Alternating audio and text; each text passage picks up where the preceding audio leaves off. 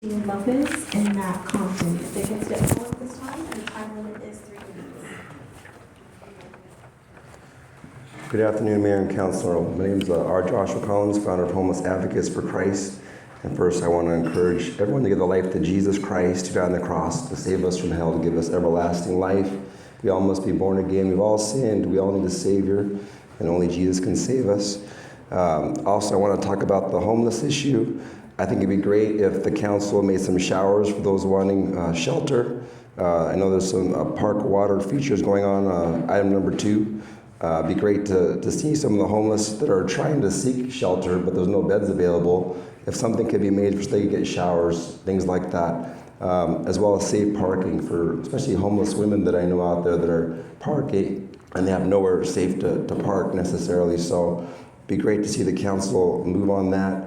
Also want to talk about the issue with the police as well, and prevention of tragedies, such as in the case of Albert Arzola and the family, as well as many other families that have been affected.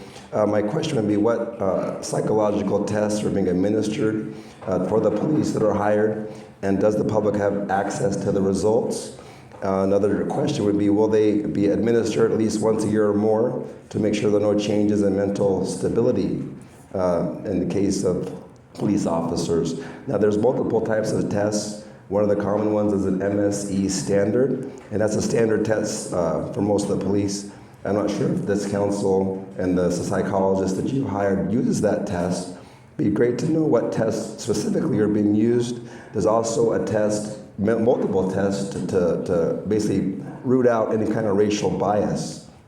One of them is the modern racism scale, and also the symbolic racism scale. These are 2 tests that can help you to see if an officer may have racial bias that you're about to hire. And this could definitely save a lot of taxpayer money, keeping the taxpayers around to pay for these horrible things that happen, and keeping families from having to deal with these awful tragedies that are happening. So why doesn't the council move powerfully to bring change? And this is why I'm really concerned about this. African Americans are 2.5 times more likely than Caucasians to be arrested in Anaheim for low-level offenses, non-violent violations.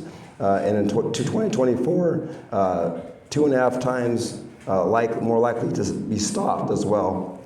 And African Americans also are more likely to be killed, 10.8 times more likely to be killed than Caucasians in Anaheim, yet much smaller as far as the percentage of population. Something is definitely off in the city of Anaheim.